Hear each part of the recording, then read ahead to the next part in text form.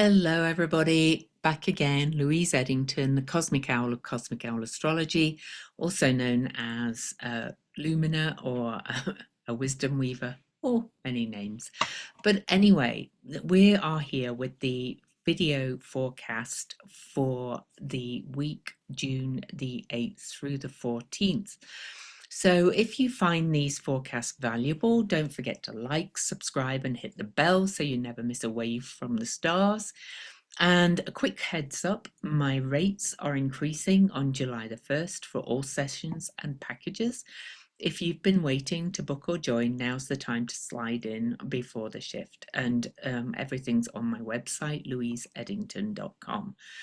And my beloved Ceres book is officially blooming. If you're hungry for nourishment, power, and the return of the sacred feminine, this book is the feast, and it's out on July the 13th. So I'm giving you fair warning to watch out for when it's available for pre-order.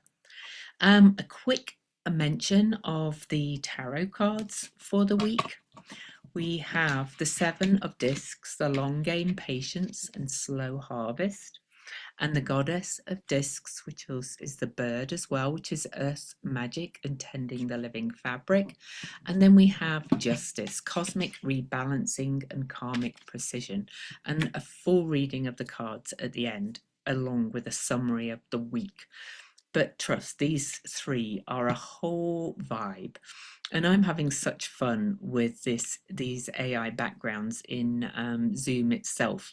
This is meant to be scales, okay? So, but anyway, this is meant to represent rebalancing, and it's fun, and I'm having fun, and we have to have some fun, right? But let's go through the weekly breakdown. And as a reminder, we'll look at the cards in more detail at the end, and also a summary of everything. So we'll just go through day by day. And for that, I am going to get my chart up, and I just realized I need to set it for the 8th. Okay, so let me share the chart. And then we'll go through the week. So I haven't got all my asteroids on here, but that's okay. So on June the 8th, I've called this threshold tensions. So we have the moon in the sign of Scorpio all day, making a few aspects, but this is really about emotional depth, protective instincts. The Scorpio moon is probably the most intensely deep and penetrating moon of all. And so that's all day, the moon's in Scorpio. Okay, but we also have Mars opposing Pallas Athena, the strategist, and that's important because Pallas Athena actually stations retrograde this week. So Mars opposes Pallas Athena. This is action versus strategy, and it's tension in decision making as well. And it's also wisdom versus impulse. Mars in Leo can be very impulsive, whereas Pallas Athena is very much about seeing the patterns and wise strategies. Okay. So, there's it's a bit of a tension there in all that. The big aspect of the day, I guess, is Mercury conjunct Jupiter right at the very end of the sign of Gemini. Jupiter's been in Gemini for about a year, so we're harking back to last year and finishing up a story that began then with a bang, because Mercury is the guide for Gemini. This is really, really big ideas and expansive messaging, and sometimes a little bit over big and over expansive. So it can be a little bit, again, intense. And then right after that conjunction, Mercury shifts into Cancer. So we shift from mental overload and chatter to care, and intuition begins to speak, or you begin to hear the words with feeling as well. So, this is coming from that more intuitive kind of energy rather than just from the headspace. Not that there's anything wrong with the mind, but it's also bringing that feeling energy into it. Now then, we move on to June the 9th, which is a very big day. If you've watched Kathy and I, you will know that already. But we start the day with the moon still in Scorpio, making a T-square to that Mars Pallas opposition. So that is reactive versus reflective. This is in fixed signs, so it's quite tense, but I think there's going to be some breakthroughs with this, especially because it kind of offsets, all of this T-square offsets to this. But there is still that tension between impulsivity and strategy.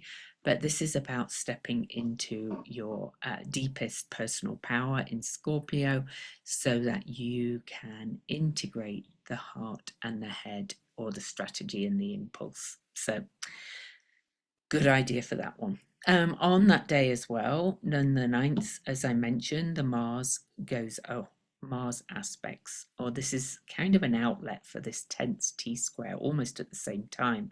This is a trine to first rebel Eris. This is really like the rebel is starting to find her rhythm of fighting for table turning, for the underdog, all those kind of things.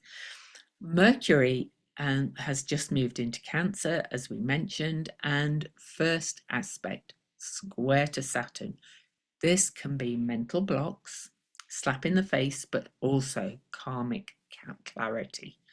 It can be like, oh, this is where it's going, because this is initiating signs, cardinal signs. Where are we going? And then the moon, fresh off that T-square, moves a little bit forward and opposes Uranus at this pretty much at the same time as Mercury squares Saturn. And that really is a bit of emotional instability, maybe kind of brought about by whatever karmic clarity you get. But it's also can be a bit of a breakthrough. Those aha moments, those insights brought on by friction, right? But it can be a bit emotionally eruptive, all of this, especially with the other aspects coming up. And truth is definitely rising. The other aspects for the rest of the day are that Venus is in her home sign, Taurus, will square off to Pluto, and that is relational truth bombs. And it can be, about relations interpersonal, but also your relationship to the material world and money. Then Pallas Athena stations retrograde, as I mentioned. So, we started with that Mars opposing Pallas Athena, and she's at her station point. So she is going to move retrograde, and that is kind of a strategic pause, maybe going back over, revisiting your plans, your ideas for the future, your goals based on what's erupting out there in the world. And then Jupiter will join Mercury in Cancer for a year. Now, I'm on a radio show on Sunday, so watch for an announcement for that, talking about Jupiter in Cancer. I also had Celeste Brooks on my channel talking about Jupiter in Cancer. I'm probably going to do my own video on Jupiter in Cancer because Jupiter loves being in Cancer and it makes some really important aspects. So it's a big deal. But your attention really will tune into like gut feelings and what feeds and nurtures you in many ways, and protection, basis of security. And lastly, on this day, Mercury just moved into Cancer, will square off to Neptune in Aries. And really, this is kind of a bit of foggy logic and watery words, okay? But it can also be the fog clearing a little bit. But things may be a little bit confusing. The people may not be thinking straight, or there may be some slippery words around. Okay. On to June the 10th. I've called this day, or what did I call June the 9th? I don't know if I ever told you. Crack in the dam, big day. June the 10th, healing heat. Moon moves into Sagittarius all day. Hopeful, fiery, blunt, like this Sagittarius stellium person. And Mars over here, fresh off that unbroken flow or trine aspect to Eris, now has that same aspect to Chiron, the wounded healer or the key to healing. So this is action brings healing. This is especially in leadership or in expression.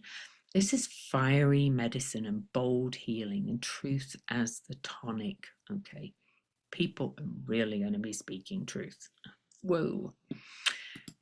On to June the 11th, the full moon. And I did do a full video on the Sagittarius full moon. That's at 20 degrees. But just a little bit more about it. So I called this the full moon firestorm. So you can go and watch the full moon video. But this is square to the nodes and centaur Nessus in Pisces. I actually took Nessus out, and I don't know why I did that, because Nessus is really in play at the moment. I don't believe we need these in the charts all the time, but Nessus has been really showing its face, especially out there in the collective, or if you have any planets or angles aspected by this centaur. And so this really, this day is a bit of a karmic fork. Okay. The other aspects as part of this are we have a fire grand trine with the Sagittarius moon when it gets to Mars and Chiron's and Eris. So we've got all this fiery passion floating around. Mercury will make a unbroken flow trine aspect to Vesta, the sacred inner flame in Scorpio. And that is focusing your message, and it's about sacred words and commitment. What am I committed to? Venus in her own sign of Taurus will make a lovely aspect of opportunity, a sextile to Mercury in Cancer. This is really about sweetness through mind body connection, really. And then the moon will move into Capricorn at 8:33 p.m. for a couple of days and immediately oppose Jupiter and square Saturn and square Neptune and oppose Mercury, but that will be the next day. But this is another T-square as the moon moves into Capricorn. This will be kind of a bit of a karmic fork. This is tension between hope and limits, right? Expansion, hope, possibility, and limits, whether they are real or self-limiting beliefs. It's a bit of a brake accelerator exercise again. And then on to the 12th, fog and form. So we're already up to Thursday. So the moon will be in Capricorn all day. But on this day, the sun will square off to Nessus exactly. This is kind of a continuation of that full moon, because really a lot of it was square that. So this will all happen under this full moon energy, because the moon stays full for about 3 days. This is about collective shadows surfacing. Okay, you may discover out new things, more things may be revealed, but also in your life, but also in the collective. And then the moon will square Neptune, and that is distortion versus structure in Capricorn. And the moon will then make a lovely unbroken flow aspect to Venus, which is really about soothing the body or taking care of the body. That's a really good day. What day is it? Thursday? Good day for like something like a massage or something like that. That really kind of gets you down, grounded and earthy. Last aspect or major aspect of that day are that the moon will then oppose Mercury, square Ceres in Aries, and then Mercury will square Ceres, of course. So it's another T square, and this is a caregiving conflict and info overload, not overlord. And this is really about discomfort and discipline and a sensory balm. This is about, you may find some tension here about dealing with what all this crazy going on in the world, and what you need to take care of, primarily yourself. What do you need to action? Do you need to take in Aries with Ceres to do your self-care, to make sure all your needs are met and nurtured? So on to Friday the 13th, Venus Day. Do not fear Friday the 13th. 13 is the number of the goddess or the witch, and Venus is the most amazing planet ever. But I've called this timeline wrinkles. So we still have the moon in Capricorn all day, very determined. Okay, but then the sun exactly squares the moon's nodes. I'll come to that in a minute. And as that does, the moon moves on and squares Eris and Chiron. So this is a little bit of a wrinkle in time, a bit of a, like, everything feels wobbly and uncertain. There's, fate's axis kind of shimmies on this day, and things feel, wrinkly and off balance and just off. And old wounds may be stirred by power struggles out there and inside and in your family. This is a bit of a karmic crossroads and may bring up some ancestral echoes in your own life, but also, out in the world. And then we have the 14th, and I'm not going to mention what's happening in the US in the 14th because Kathy and I talked about that in our video. But this, I'm calling it portal precision. So Vesta stations direct. This is the priestess focus reigniting. This is the inner flame of commitment and devotion. What are you devoted to? What are you committed to? And what are you deeply committed to in Scorpio? Vesta stationing on her station point, moving direct, is saying really dig in and focus on what you are devoted to. This is sacred dedication, right? But then we have the moon over here in Capricorn. In the early part of the day, it actually moves into Aquarius at 8:31 a.m. Eastern, but the moon will make an unbroken flow aspect to Uranus. Remember, we had the opposition earlier in the week. Well, this one is about inspired structure, tech, and intuition, I'm going to say, but it could be a little bit volcanic, all right? Uranus is always breakthroughs, but it's more of a supportive aspect, and it may be about aha moments and inspiration about what you want to build in the world. And then Mercury over here will oppose Centaur Pholus, which is not on the chart, but is in Capricorn at 10 degrees. And that one is about words trigger cascades. This can, be a bit blurty once the lid's off, and it's like things cannot be unsaid anymore. Okay, so it's got a bit of a sharp edge to it and a little bit volcanic again. Just be mindful and speak wisely. The moon then moves into Aquarius quite early, 8:31 a.m., and will join Pluto in Aquarius and square Venus in her own sign. And that is really emotional intensity meeting relational reckoning. Okay. And so it's, but it really is about digging in and focusing. So just a tease for June the 15th, that will be in next week's video, but June the 15th, because we're building to this on June the 14th, Mars will square Uranus, which is wild cards exploding and big sudden change, and Jupiter square Saturn is when expansion will meet resistance. And so, and that's a bit of a pressure cooker day. And you'll feel that building on June the 14th, which is why I've given you a little bit of a tease for next week's video. Okay, back to the cards. Oh, I better stop the share. Bear with me. So, 7 of Discs to start the week.